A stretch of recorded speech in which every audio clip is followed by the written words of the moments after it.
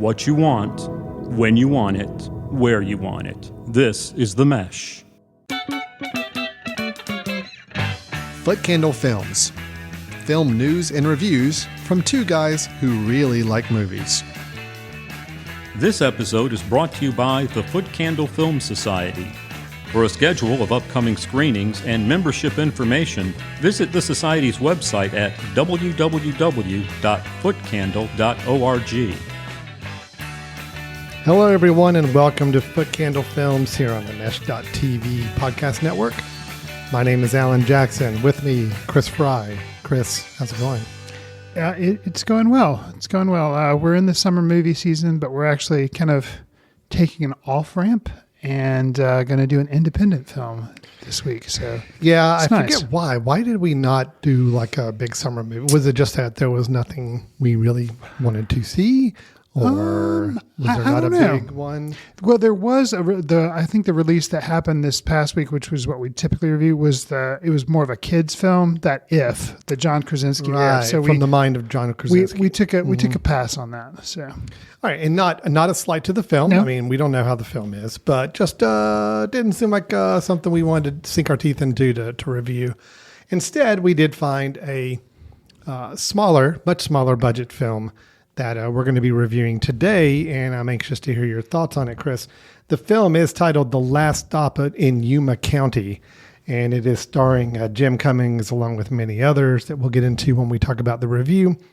That'll be our review today, so we will be discussing that film, which came out, I think it had a theatrical release, but it also went straight to digital, I think pretty much upon release, so it is available now for anyone to see. After we talk about that film, we've got some news to share. Chris, I'm going to introduce you to I need to come up with a good name for it. I think it's the Ovation Meter from Cannes Film Festival. Are you familiar with this idea of they gauge how well received a film is? It's so stupid. By how long people stand and give an ovation. Right. And I think, yes, I have heard of the practice. Now, what it ends up meaning? Right, exactly. It's really kind of meaningless, right. And I think it's kind of a vain just way of fluffing people up at the festival. But it might give us a little insight. I'll tell you, I'm going to talk about when we get to the news the 4 films at the Cannes Film Festival that had the longest ovations. Well, I already know the top one was Garfield, which is going to be hitting U.S. theaters either this coming weekend. Garfield had a 35-minute standing ovation afterwards. It was amazing. So, no. I'm going to give you the top 4. One of them might surprise you. We'll see what happens with that. And I've also got a little bit of news on another project that I'm very worried about. Okay. Yes, I'll leave it at that. Have we mentioned this project yet on the show? We have not mentioned this project. So this is a new We have mentioned project. this director. Okay. And we have talked about his previous films, but this, I'll get to it. All right. Very, very concerned. So we got a lot to cover here in the show. And I think you're going to end up with a recommendation for us at the end as well. Yes. A film recommendation, a patented Chris Fry recommendation will be coming at the end of the episode as well. So, Chris, all that to say, we've got a lot going on. So why don't we go ahead and get right into our main review. It is The Last Stop in Yuma County.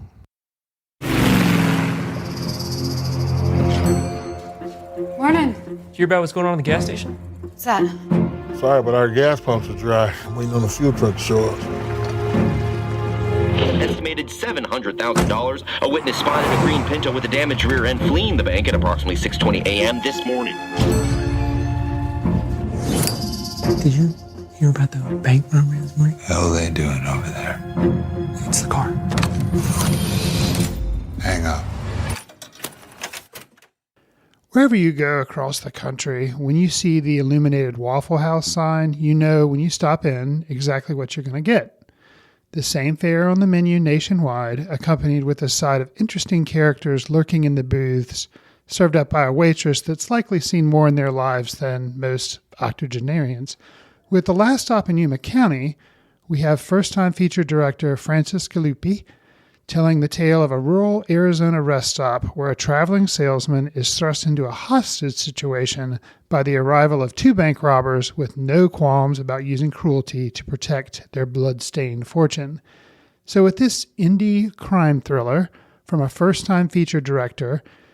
Did you, as a moviegoer, get what you expected from this featured item on a VOD menu? Alan? Yes. Okay. Moving on.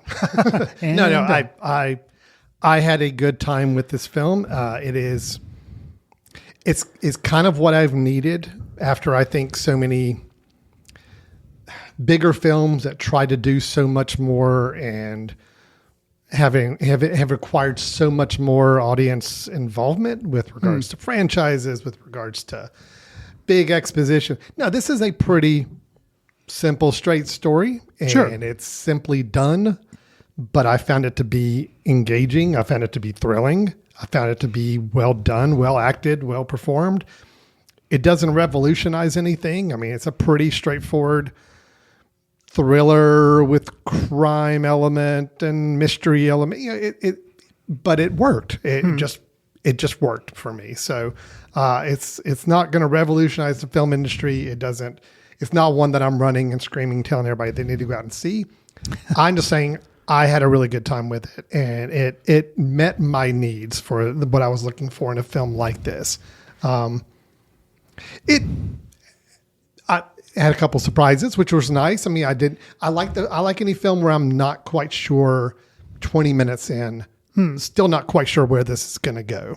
Gotcha. And, you know, I think you talked about kind of the log line of the plot, but I mean, this is a film that takes place more or less primarily in one location. I mean, it's one location with the surrounding area vicinity kind of incorporated, but it's pretty much one location, a very set number of cast. You have the situation you described, which again, I think you start to kind of mix all that up, and it worked really well for me. I happen to really like Jim Cummings. He did kind of star in this, although I think this is definitely more of an ensemble film than it was a starring role for him just alone. But it was a great ensemble, and I think I really liked the character and the part that Jim Cummings got to play, the knife salesman. I thought everybody was really interesting. I will say I also was really intrigued by Richard Brake, who played Bo, who was the kind of the quote bad guy in the film. Sure. He was I good. don't think there's no like air quotes. No, he was the bad guy. And he was really good. So that was a very, very menacing character that I really liked seeing on screen. So yeah, no, I had a really good time with this. It is, I'm good. I'm going to toss it over to you. What did you think of this, Chris? Yeah, I think going into the film, kind of like from my setup, you can kind of tell like, yep, I think I know what I'm in for. And it did kind of deliver it. And the more immediately upon ending, I was like, well, okay, this is probably just I'd give it like, oh yeah, it was okay. Kind of a 3-star rating. Mm-hmm. But the more I reflect on it, the more, and even from hearing you talk about it, I feel like, no, it deserves a little more than that. I think so. Because I think it could have been, it was pretty straightforward. Yeah. Yes, there's not like a lot of surprises or anything, but there are little things that they do in the story. Not that they're major twists, but the way they handle certain plot details, they kind of do some callbacks. And you're like, oh, okay, they didn't have to do that, but they did that. And that makes it a little bit more interesting. Whereas a lesser film wouldn't have bothered doing that. They would have just had it like play straight out. I will say, you did say that, this rest stop is kind of a combination gas station, diner, and like rundown kind of like motel out in the middle of nowhere in Arizona. Yes, everything happens here. Mm-hmm. And it is not a fast-paced, they say it's a thriller, but I don't know, that may be a little bit of a misnomer. There's lots of tension in there. Tension. I think thriller can kind of be applied to if it ratchets up the tension. And even if the pacing is not quick, it's because there are some moments where I did feel like, boy, it's kind of built up the tension really nice. Or I'm just going to say there's a sequence with coffee cups, trying to get messages out with coffee cups, which I'm like, yeah, it was a little tense. And then it kind of does something to abruptly change how that plan's going. And then it has to reshuffle. And it's like the whole time you're just kind of, all right, how are they going to do this? How is this going to work? And I like films that kind of have me really connected like that with trying to figure out what the characters are going to do next. So, it's just a good example. But go ahead. Yeah, and I think It is, there's dialogue. There's not a lot of act. I mean, there is some action, but it takes its time getting there. So it is kind of more of a slow boil. So if you're looking for something that's like a fast paced, like we said, it's all in one location. So there are not a lot of car chases. There are none actually. Something important to consider. And I think for me going in, I will say a surprise, was, we both have seen Jim Cummings in lots of stuff and we like him. He is more of like an indie darling type guy. I expected him, I expected him to be kind of like everything was centered around him. And it was a lot more dispersed out than what I was expecting, which was cool. Yeah. But because he was like the name that I recognized, kind of like the marquee name, I guess you'd say, like I expected that he would be more central. And not that he wasn't, but it was a lot more dispersed out. And I think that's another thing that I would say was a bonus of this film, or something that you should admire about this film, is the characters had more of an arc or had more of a story, even like some that you would assume. There's a sheriff's deputy that I liked, and he's there for some comedic effect, but he also does move the story along in some important ways. And I really appreciated that. So, it's kind of like, nobody just has like a one joke line and then disappears. No, everybody has things to do. So it was, even though there is, a bigger, it's not just like it was 4 people. No, it's a little bit bigger of an ensemble cast, but nobody's just thrown in there just to be a background. Everybody has something to do. Even, which I loved. There were 2 character actors that you've seen in so many other films that show up as a married couple. Gene Jones as Robert, and then Robin Bartlett as Earlene. Again, I'm racking my brains trying to remember what I've seen both of them in, but I know they have been in a lot of things. Yeah. And to see them kind of stroll in as like a traveling, retired couple, and just even their mannerisms and just the way they interact. And then a little bit of a turn with even their characters. It worked really nicely. So like you said, it was a true, much more of an ensemble piece than I was expecting it to be. And I think it's great. I'm just going to call it a few things. Again, Jim Cummings was great in the role he played. It was very much it was a Jim Cummings role. It was. And it was a little bit, I think it was meant to be this way. He's a little bit dropped into this world, a little fish out of water, kind of with his persona and with his mannerisms. He's a little unique in this world, but I think that also plays to where the film eventually goes, and it makes sense for that. So it works. Jocelyn Donahue played Charlotte, the waitress at the restaurant. I thought she was really good. I thought she was really, and I think it's more or less the first time I've ever really seen her. I kept thinking that I had seen her before in other things, but I think she's just got such a movie star actress. Like, oh yes, this is like the, attractive waitress. And you're like, oh yeah, I've seen her. But like, no, I really think, because the other films she's been in, I don't think I've seen. Yeah. I tried to look up too, and I wasn't really familiar with any of her other work. So, then I already mentioned Richard Brake as Bo, the bad guy, and his colleague Travis, played by Nicholas Logan. Both again, all the characters really worked. Which I will say, like, I think Nicholas Logan as Travis, he was fine. If I had to say something that I felt like could have gotten a little more out of, maybe it was Nicholas Logan, but he plays kind of the more bumbling, I guess, criminal. Yeah. Whereas Richard Brake plays just this like so scary. And the whole time I was watching him, I felt like his face, kind of like you were describing Gene Jones, and like, you kind of see him. Yeah. I felt like I'd seen him, but I was like, where have I seen this dude before? And I'm just like, and then his voice is also scary. He's like, just the way he does things. It was like Anthony Hopkins doing Hannibal. It's just like, this dude is bad news. Anthony Hopkins is actually the first thing I thought of too. I'm like, okay, this is the kind of bad guy performance. It's like, yes, people could remember this. Oh yeah. Like if you remember nothing else about this film is like really big and everybody saw it, everybody would be talking about this guy as a bad guy. Like, because he's just like, he's so scary. And he can turn on the charm at some points, and you're just like, no, this dude's bad. He's so bad. And then I figured out, because of doing a little bit of research on the internet, apparently he was the Night King from Game of Thrones, where I don't think that guy ever really spoke, but he was like this really menacing character. And they had all this prosthetics and stuff on his face, so he was like blue and everything. But this dude was that guy. So I think, or that character in the Game of Thrones series. He was in the movie Barbarian. Which I wonder if he played the guy in the basement, I think maybe? he did. Okay. His character was Frank, and I think that was the guy in the basement. Yeah. Which there that again, works. not a whole lot of screen time for him in that film. Yeah, but still. But very memorable that he was in it. So yeah, he's such a presence that, I could see him being an amazing Bond villain now or something so he was a standout. And if we're going to go through some of the other people in the cast, another guy I watch Elf every year. Okay. And the guy that's in the department store that talks with Will Ferrell, who works in the toy department, Faison Love in that film, plays this guy. Doesn't have a lot of screen time, but he's memorable, and so he plays the motel owner in this. And the moment I saw him, I'm like, okay, but obviously this film, he's aged, he's older now, he has this big beard, but I'm like, who is this dude? Yeah. I've seen him before, and I've seen him, but who is he? And he's great.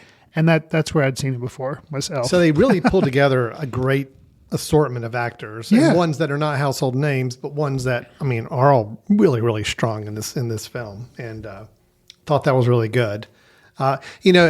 Influences. I think there's a lot of films you could see were some form of influence. I got a lot, and I think the film even kind of acknowledged this with a line of dialogue. There's a lot of Psycho, like the classic film, right? From the setting, from the hotel / motel diner setup, from somebody traveling at night or traveling and having to stop because there's nowhere else to go. One of the characters mocks Jim Cummings as looking like the guy looking from like Psycho. Norman Bates. Yeah. So Psycho was there. They referenced Badlands at one point in the film, which obviously was a little bit of some influences there as well. So it's look, it worked. It just worked. It's nothing outstanding. It was good functional film that worked really well, that I enjoyed. I think, and plus tight running time. It was an hour and a half, which is like kind of right on the sweet spot. It's like it had told the story it needed to tell. It ended at the right time and done. So, it was good. So, and I will say, when there is, not that, it's a crime thriller, so we talk about there is violence in this, and when it happens, it's like, whoa. Yeah, that's the thing is I actually was about a certain amount into this film wondering, okay, is this going to? I'm curious if they're going to go where you would expect a crime thriller type of film like this to go. Sure. And by the time it got to that scene, it was like, oh wow, okay, here we go, and it did it all pretty much in one. The pot is boiling now. Yeah. So it's a good note for everybody. This is a crime drama, independent crime drama. It does have some heavy violence, pretty much in one main scene, and but even then it wasn't. It's not like it was not gratuitous or not evil. Like no, it's. It was just it was a violent tone that basically seeped in it pretty quickly. But I still think film's good. And look too, I don't know if you recognize or not, but Barbara Crampton, who played Virginia, she was the woman on the phone at the police station. Okay. Which you could say would be the only character I could say that might be a little bit of a throwaway character. Sure. But Barbara Crampton is like very, very famous. She's been dubbed like the Scream Queen, like been involved with so many horror movies back in the 70s and 80s. And anyway, she's got a big cult following of her own. So it's kind of funny seeing her in there playing the least consequential part in the whole film. But it was still good to see. Yeah. Okay. Interesting. So she does have a little bit about it. So I guess if for genre movie fans, this film has a lot of little breadcrumbs, a lot of little. I think so. Cool. Yeah, Francis Galuppi, who was the director and writer of this. I think he's done a lot of music videos. He's done some short films. But I think this is first feature film. Yeah, and I thought it also like you said, the running time's admirable. The editing in it's good. Granted, like he doesn't edit it, somebody else does, but just the way it's put together, it's an impressive feature film debut. And even the cinematography and everything, just it's really well made. Yeah, agreed. Well, anything else to say? I mean, I think we're good. No. I'm giving it a good recommendation. Oh, yeah. I think it's absolutely worth watching, and good little movie. It reminded me a little bit too. Not that it had the star power and quite the uniqueness that it was one of your favorite films a few years ago, the El Royale. Yeah, Bad Times at the El Bad Royale. Times at the El Royale. And it's interesting you bring that up because my wife and I, we watched this just last night, so it's real fresh on my mind. And we finished it. And she said, this movie is a lot like that movie. I'm like, okay, now. Yeah. It is, but this is good. That movie had a lot going on. Sure. It had a lot more like twists and everything. And This the cast in it, the cast was bigger names and stuff. But she's right. This is kind of like a stripped down It did have a little bit of that feel just in the fact that it's multiple characters kind of coming to one location, and it's a tense situation and you don't quite know where it's going to end up going. And there's some elements of crime, some elements of all that mixed in.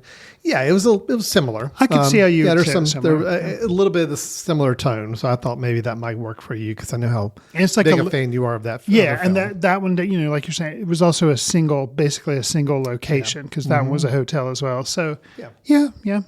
All right, well, that is The Last Stop in Yuma County. It is available for rent or purchase on Apple TV, Amazon, all the different streaming places where you can rent movies. Not available for free streaming on a platform yet, but it is something you can rent for $6 or $7, I think, at the time of the recording here. So it's definitely, if it sounds like it's up your alley, I'm saying I think it's a good time, and Chris seems to agree with that. Absolutely. That it's a good little film there. So. All right. Well, let's, Chris, we're going to take a quick break. When we come back, we've got some news to cover all about Ken, all about another project I've teased about that we'll talk about in a minute, and your recommendation, all coming up here in just a minute. Stay tuned. You're listening to Foot Candle Films here on the Mesh.tv. We'll be right back. Welcome back to Foot Candle Films here on the Mesh.tv podcast network. We had our review of The Last Stop in Yuma County just earlier. But Chris, let's jump right into some news. I want to talk about some news films, some projects that have been announced, and then we'll talk about the Cannes Film Festival in just a second. But let me go ahead and get this one out of the way. You and I have talked on this show on several occasions. I'm trying to think how many films now. It would be, did we review, had once come out the John Carney film when we started doing our podcast, or is that one that came out before we started recording? Oh man, I don't remember. Yeah. Right, so once podcast is since 2011. So I don't know when once came out, but they had the film Once that by John Carney, the music film. Then you had Begin Again with Keira Knightley and the Hulk. See, I had his name, and now you've made me laugh, and now it's gone. Mark Ruffalo. Yes, Ruffalo. Yes. And we had Sing Street. All three of those I liked. I really like Once, and I really like Sing Street. Yeah, Begin Again was fine. Then he did. What was the next film after that? Bono's Daughter's film. Was that his fourth film? Oh, well, maybe not. He may have done. I felt like there was something else. There may have been. Oh gosh! But he did the Apple TV Plus intern. film. Where's our intern? Right. Where is this intern? All right, John Carney. I feel He like did there was after, another. You're saying film. after Begin Again and before that's what Flora and Son. Yeah, I'm trying to figure out if there's anything between Sing Street and Flora and Son. And you know what? I think you're right. I don't think there is. I think that was it. Okay. I think he has directed 4 movies at this point. Okay. All right. So his 5th film has been announced and discussed. Okay. And Chris, I'm so worried. This is not good. Okay. Well, but this is even more worrisome because your expectations have probably already been lowered since Flora and Son. Listen to okay. So it features 2 actors. Both of them I think are good. I know one for sure. Paul Rudd is going to be starring in the new John Carney movie, along with Nick Jonas. Okay.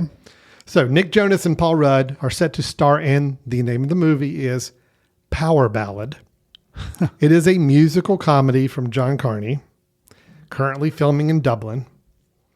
The official logline for the film reads, an uplifting music-driven story about a wedding singer, a rock star, and the song that comes between them. And already I'm just like, oh my gosh.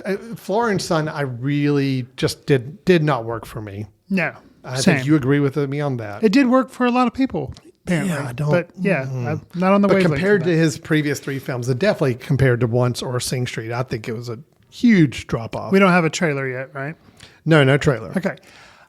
I will say, now, if we look back at Once and Sing Street and Begin Again, and then Florida, all the other previous 4 films, I don't think I would deem any of those a comedy. Because you said this was a musical comedy. Definitely not, obviously not Once. Sing Street had elements in it, but it was more of a coming of age story about a boy. Florence Son, I don't really know what that was, but I wouldn't say it was it was more like a long distance romance type thing. Yeah. So if this is going to be an outright musical comedy with Paul Rudd, yep, I'm okay with that. And like the rock from, I don't know. I think if he stays in the lane of just making this funny, which I don't know if he can do, but just make it funny. Okay, maybe.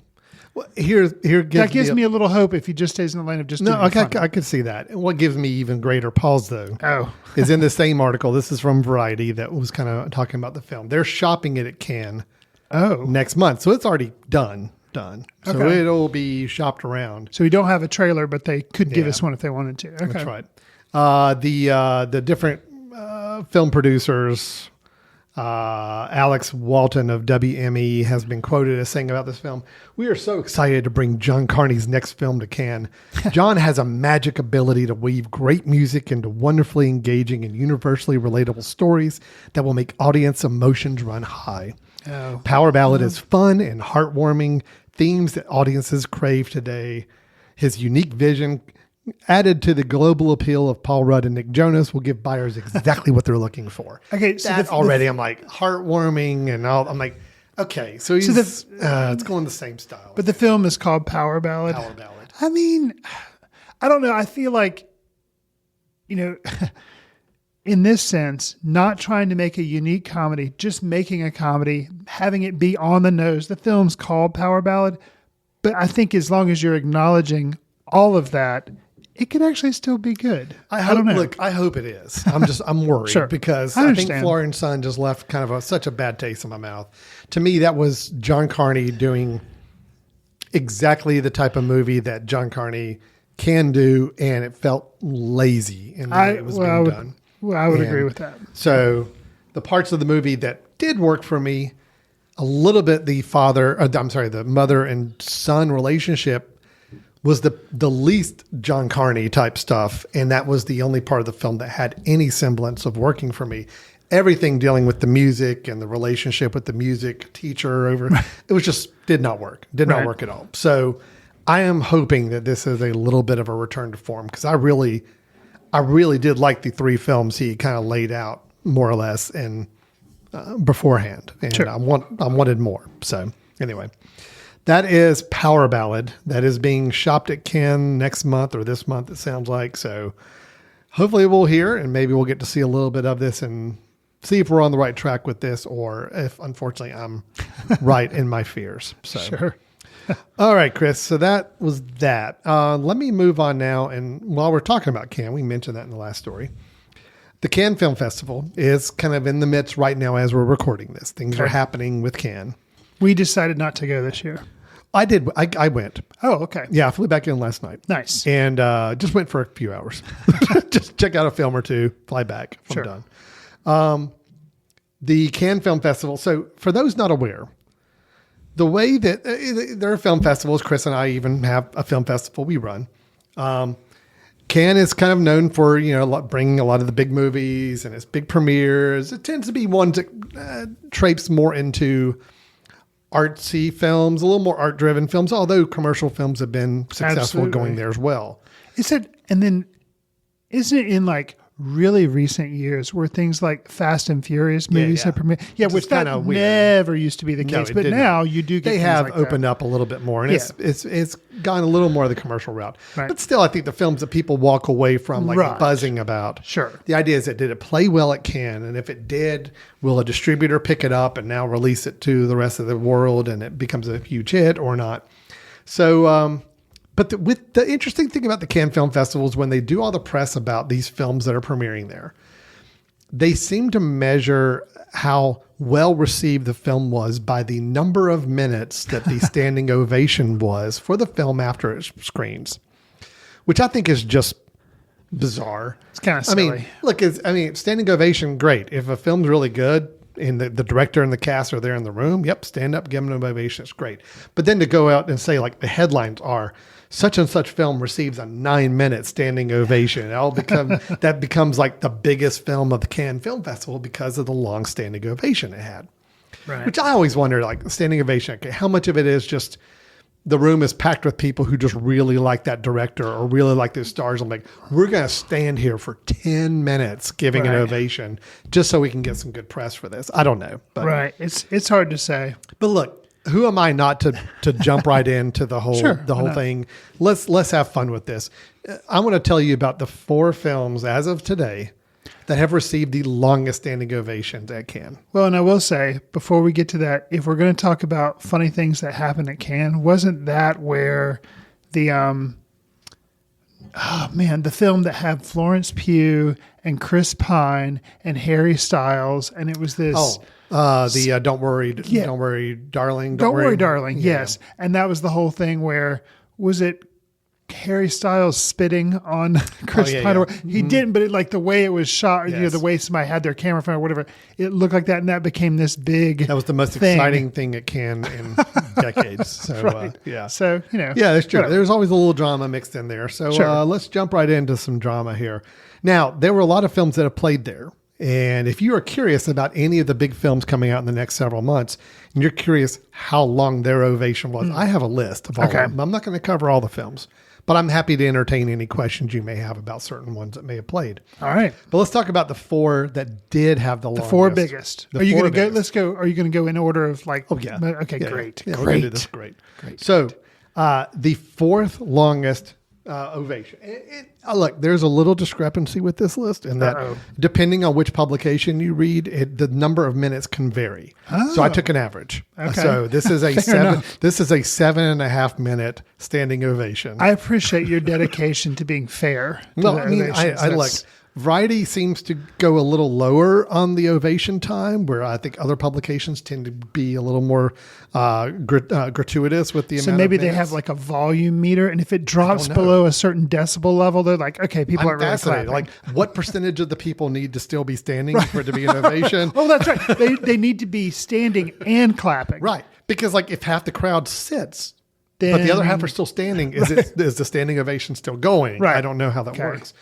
Anyway, okay, the 7.5 minute 4th longest ovation in the Cannes Film Festival this year is the latest Francis Ford Coppola film, Megalopolis. Okay. So this film, Chris, I don't know how Now- much you've read about this. I mean, I've read bits and pieces. I was aware of the fact that it did premiere. I am looking forward to seeing it. Yeah. Will it be terrible? I don't know. But just because, and there again, perfect example. Just the fact that this film has finally, well, it hadn't come out yet, that people got to see it, but it hasn't gotten distribution yet. At some point, we'll be able to see it. But I would say that just the fact that people got to see the film, and it's from Francis Ford Coppola, that's the ovation right there. Well, so so it sounds like it divided audiences pretty sharply. which, There are from people what I know who- about it, doesn't surprise me. There are people who said it was a mess and just incoherent and bad and all that. Other half are saying it's a fascinating film to see on screen. Nobody's come out and said it's great, but I think people are at least acknowledging that it's something to see. We're talking Adam Driver. This is just a little quick synopsis. Sure. Well, I'm not even going to. It's not even a synopsis of the film. This is just some of the moments people are recalling from this film. There's a doctored sex tape featuring Adam Driver featured prominently in the film. Shia LaBeouf is in this film playing in drag, playing a Trumpian type figure. I was not aware that Shia LaBeouf was in this. So Audrey Plaza's in there as a dominatrix. You've got, okay, now this is what's really interesting, Chris. During the screening, and again, I don't know how this is going to play in any other screening or any other home viewing of this film.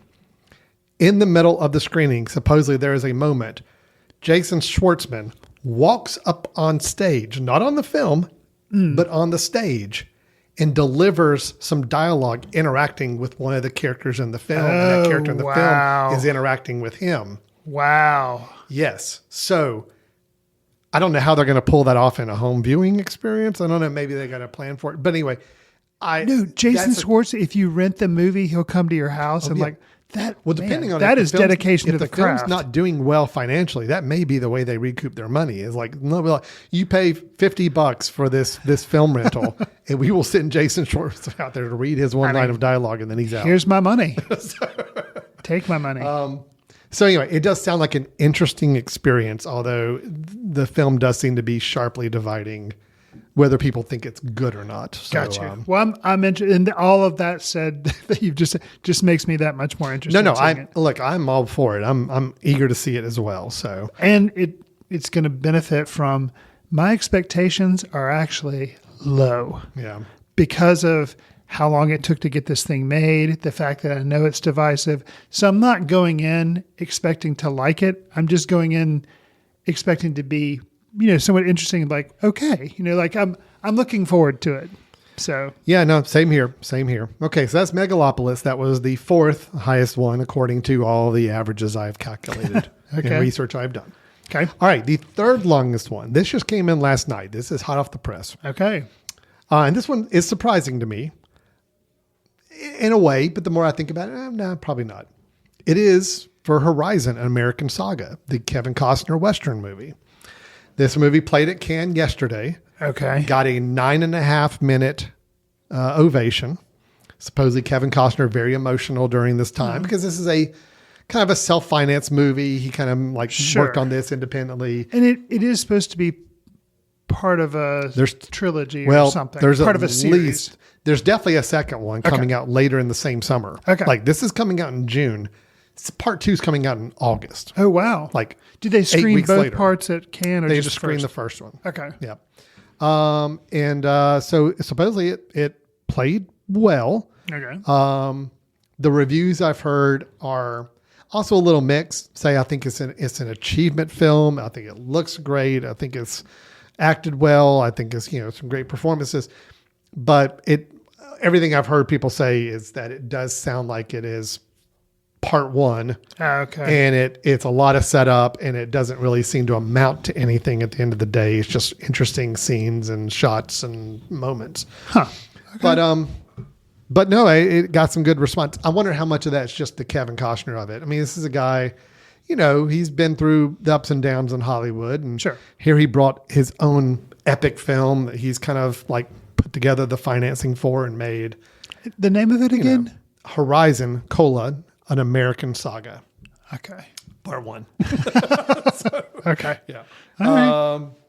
So anyway, that was there. And I think for me, I'll probably have a wait and see approach to that. Westerns aren't really my genre, my niche. And so if I hear it's really amazing, then yeah, sure. And I will say that if I'm going to see it, I will likely, if I hear that it's seeing it in a theater to see the landscapes that I assume are going to look at, that may be more of the avenue that I would go. So it's a good cast in it. I mean, I'm intrigued to see a lot of the performances. So look, I am one of the biggest Dances with Wolves apologists. I still think that's a marvelous film. I love it. Okay. And I admire Kevin Costner for it. So I will go give it a shot. If part 1 doesn't work for me as well, yeah. Actually, I've just read that he's planning on making 3 more. There's a second one that's already done. Okay. And then there are plans for 2 more. So a total of 4 we're looking at. Okay. Yeah. Well, that's what I'm hearing. All right. Okay. So that was the third longest ovation as of Sunday evening, the night before we recorded this. So that was the one you watched, and then you got on the plane to come back here. Right. Yeah. Okay. Yeah. I watched that one there. Yeah. It was like 3 hours long. It was fine. I squeezed it in. Awesome. Okay. The second longest ovation is a film I'm very intrigued by and anxious to see. It is a film called Amelia Perez. Familiar with it at all? Nothing about it. Okay. I've never heard of it. It is a Spanish language musical drama Okay. starring Zoe Saldana, Okay. Selena Gomez, Okay. and Carla Sofia Gascon. Okay. Don't think I know the last performer. Got it. Okay. Well, here we go. This is what the film is about. It is Zoe Saldana plays Rita, an overqualified and undervalued lawyer whose firm is more inclined to help criminals than seek justice. Whoa. She finds an unexpected way out when a feared drug cartel leader, played by Gascon, recruits her to aid him in serendipitously completing a sex change operation to become the woman he's always wanted to be. Whoa. So basically, she gets approached to help this drug cartel leader go through a sex change so he can leave the life that he's in and take on the new life he wants to be. Okay. And Selena Gomez plays this drug cartel's leader's wife, who's not aware of anything going on. Whoa. So, wow. Plus, the actors break into original songs at different parts of this film to advance the plot. This sounds insanely ambitious. Yeah. But it's also got a 9 to 10 minute standing ovation at Cannes. Supposedly it was like this. Is it like, an Almodovar film? No. So that sounds like something like crazy ambition, but dealing with sexuality. I'm like, oh, that's probably Almodovar. And I can imagine like the cinematography would be amazing, but Penelope Cruz isn't in it. So that makes me think it's not him, but wow. The director is, where's it? Jacques Audiard. Jacques Audiard. He won the Palme d'Or in 2015 for his film Deep Hand. And his first film, 1994's Watch the Men Fall, was selected for Critics Week at Cannes and went on to win 3 César Awards. So he's a French filmmaker. I've heard of Deep Hand, but I don't think I've seen it. But okay, interesting. A Prophet. He did A Prophet. Okay, yeah, that's the one. Of Rust and Bone. Not familiar with that one. The Olympiads, and now Amelia Perez. So this one, very intrigued by. I think this sounds really, really interesting, and it sounds like the audience there seem to agree after seeing it. So that is Amelia Perez. That one was my most anticipated coming out of Cannes. Now, after reading about it, because I was not aware of it until I read these articles about the premiere. Got you. However, we got one more. Okay, so remind me of the times again. It's about 9 or 10 minute ovation. Okay, this was 9 or 10. We had 7 and then we had 6. Was that how? No. Megalopolis did like 7.5. Half. Okay. Horizon did like 8 to 9. Okay. Amelia Perez did like between 9 and 10. Okay. So we are now at an 11-minute standing ovation as of again yesterday. And this is for a film called The Substance. Are you familiar with this film, Chris? No. Okay. Demi Moore and Margaret Qualley. Okay. All right. So here's the deal. My history with Margaret Qualley is all over the place. Well, yeah, that's true. All right. Well, I don't know how this will do to change that for you. The film is considered jaw-dropping, nauseating, nice, defiant, and hilarious. It is a body horror thriller from French director Coralie Forget. And it's a tale of a once great actress played by Demi Moore, whose certain age has relegated her to a Jane Fonda-style fitness show. When she's fired, she's offered a trial of the medical treatment the film is named for. It promises a younger, better version of herself through a cell replicating process. Basically, she takes the drug, substance, and Margaret Qualley comes out of Demi Moore's body, as a whole nother character. Okay. And is she wisecracking and very abrasive? Yeah, she is the exact character from Drive Away Dolls. From Drive Away Dolls. Nice. Yeah. Okay. And basically, the two characters coexist with one important caveat. They must trade 1 week on, 1 week off in each body. So, okay, I admire the ambitiousness of this premise. the film is all a lot of metaphors about the role of women in Hollywood, the cruelty of age and repercussions, self-hatred, all that. So, but supposedly it played incredibly well. Supposedly it is disgusting, very gross at times, but sound to be quite a feat in an event. So, yes, the substance. Okay. That is the longest ovation so far at Cannes at the time of this recording. I mean, the director did her first feature was a 2017's Revenge, which I don't recall the film. I don't think I do either. Yeah. It premiered at Toronto, went on to play festivals. But yeah, Demi Moore, this is her first time with a film that's at Cannes Film Festival as well. Oh, really? Yeah. Okay. Yeah, and I don't think, I mean, her last film, I don't even know. I couldn't tell you what it was.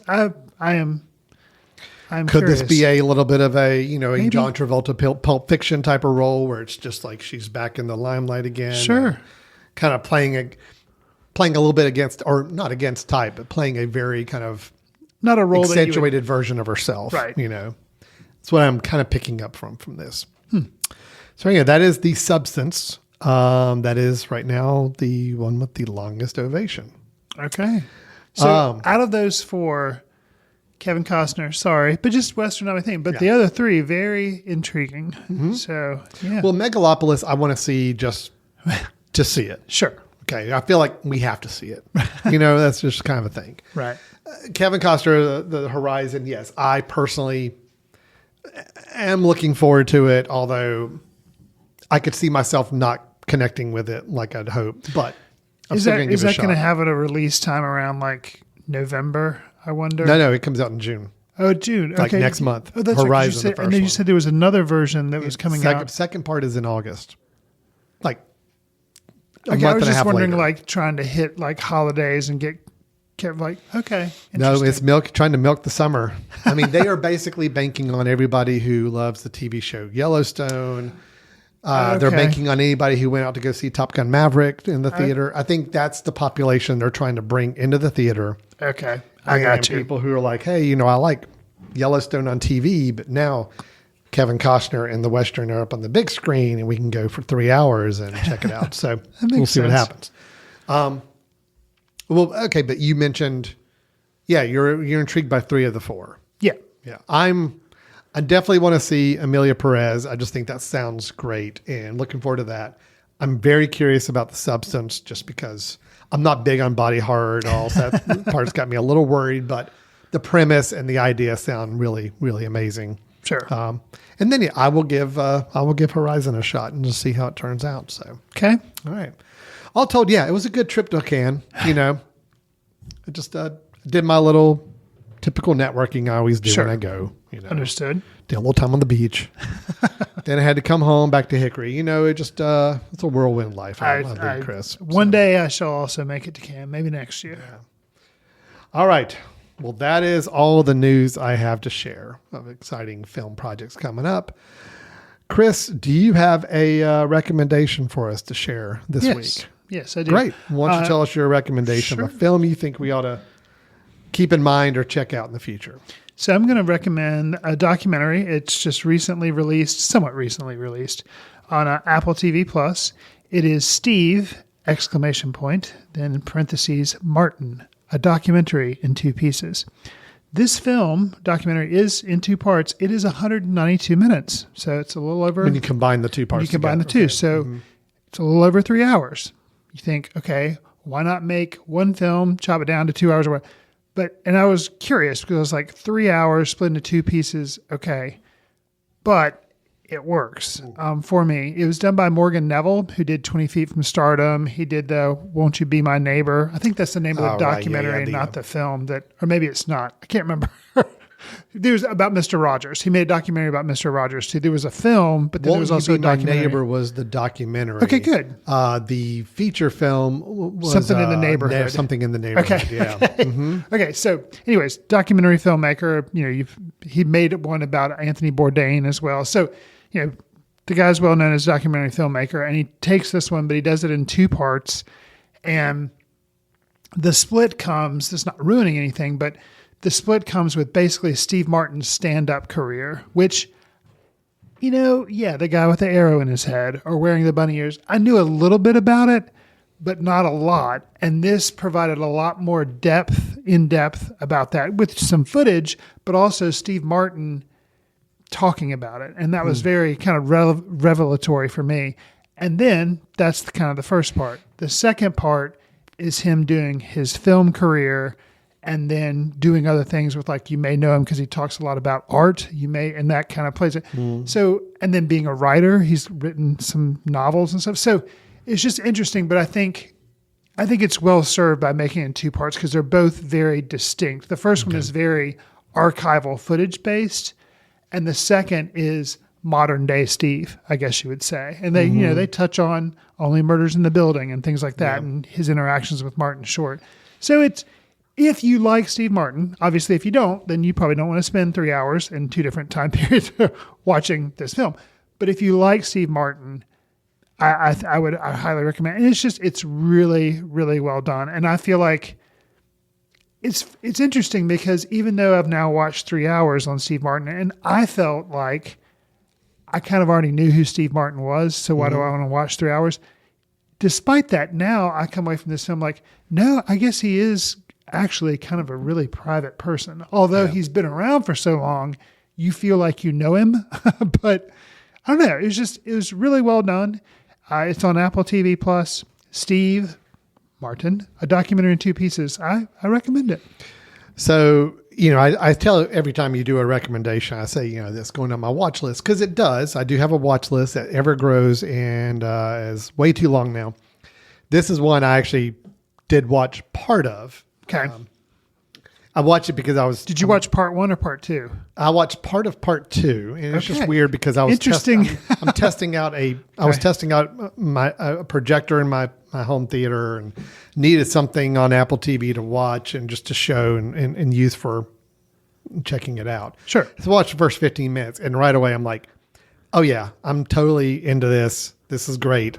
I need to go see the whole thing. So it is like risen to the top of my watch list, but I'm glad to hear that the whole thing holds up and it's worth the time put into for me it was. I'm a big Steve Martin fan. I think he's an amazing entertainer and fascinated by him. But I've always thought he's also does seem to be more private. He's never been that celebrity status where it's just like his whole public life was just out there for everybody to, he's out there, he's visible, he's in things, he's in commercials, he's in shows. But you just never quite felt like you really know him. Well, and something that maybe individuals that are older than you and I have a better grasp on this. But I never realized how popular his stand-up was. Sure, right. All I knew was I knew he did it, and then he was on Saturday Night Live, and then he kind of, he kind of blossomed from there. But I never realized no, he was insanely popular as a stand-up, and I did not realize that. So, well, very cool. Well, that's what a good documentary does, is enlightens us and educates us, and that's awesome to hear.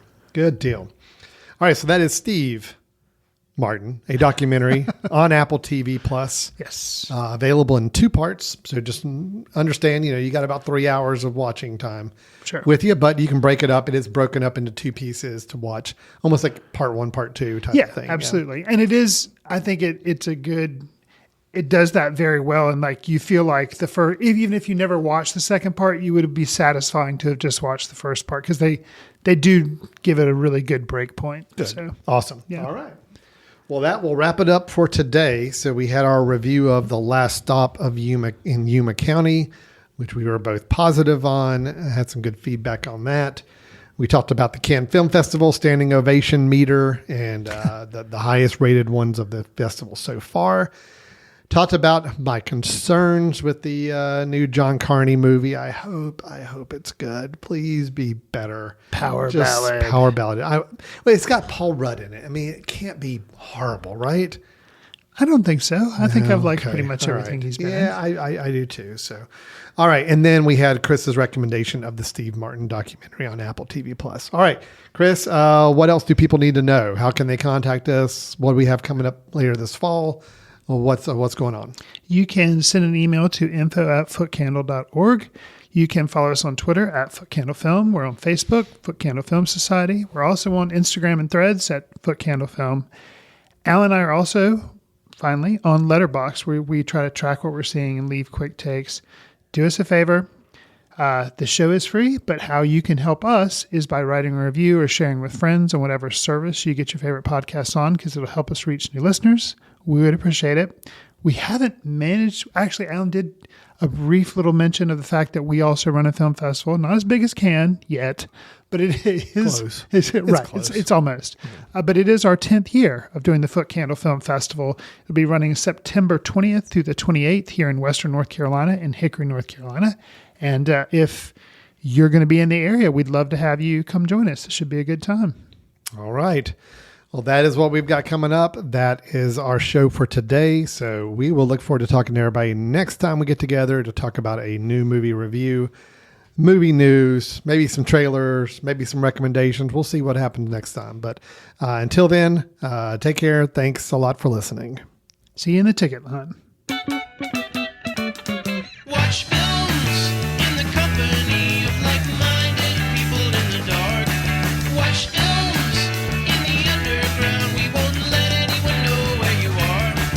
The films that don't make it to Carmike at the mall, or ones that were famous when Grandpa would watch films out of the reverence of the heritage of an art.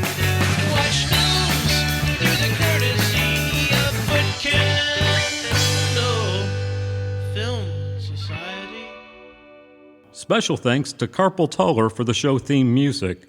For more about Carpal Tuller, visit www.carpaltuller.com. You've been listening to The Mesh, an online media network of shows and programs ranging from business to arts, sports to entertainment, music to community. All programs are available on the website as well as through iTunes and YouTube. Check us out online at themesh.tv. Discover other network shows and give us feedback on what you just heard.